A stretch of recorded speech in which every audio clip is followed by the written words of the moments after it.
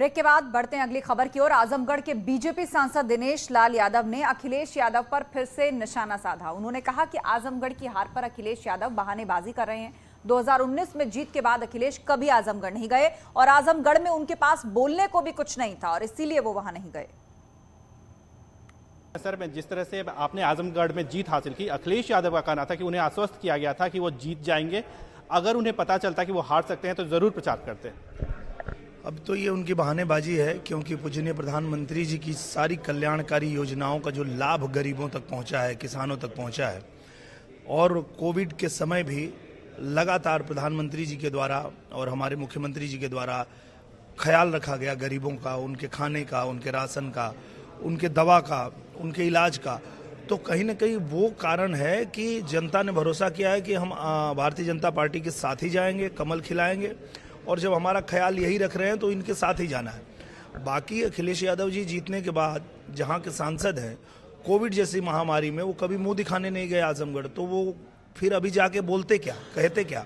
तो उनके पास कुछ था नहीं कहने के लिए, बात करने के लिए, इसलिए नहीं गए थे।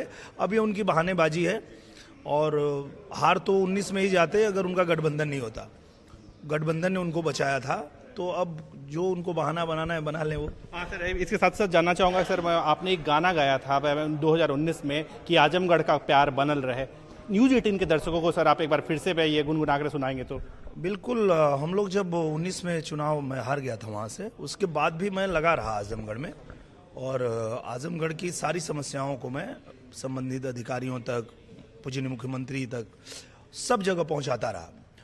तो उसी पे हम लोगों ने ये गाना, जब वो छोड़ के गए तो हमने बनाया था कि अखिलेश हुए फरार, निरहुआ डटल रहे, आजमगढ़ से ध्यान कबो ना हटल रहे, आजमगढ़ से प्यार कबो ना घटल रहे। लगातार हम लोग वहाँ बने रहे और अभी भी वहाँ बने हुए हैं, आगे भी बने रहेंगे।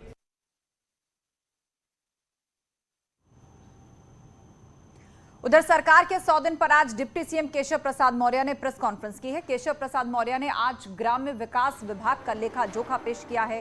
केशव प्रसाद मौर्य ने कहा कि मनरेगा से जुड़ी परेशानी दूर की गई। प्रदेश में 150 हाईटेक नर्सरी का लक्ष्य है, साथ ही 75 विलुप्त नदियां पुनर्जीवित की गई हैं।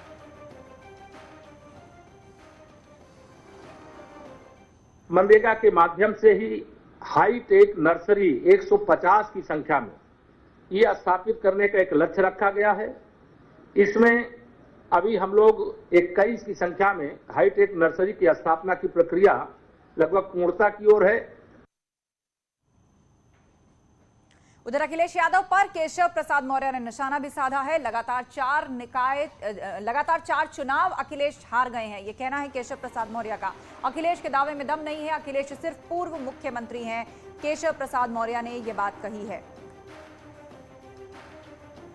श्री अखिलेश यादव जी सवाल उठाते हैं, उनके शासनकाल के समय से लेकर के 2022 तक चुनाव की हार का चौका लगा चुके हैं। वो 4 बार चुनाव हार चुके हैं और वो दावे करने लगते हैं, बातें ऐसी करने लगते हैं। मैं उनको सदन में भी ये बात कहा था कि आप अब मुख्यमंत्री नहीं हो, आप पूर्व मुख्यमंत्री हो, पूर्व मुख्यमंत्री के पुत्र हो, इसके सिवा आप कुछ नहीं हो।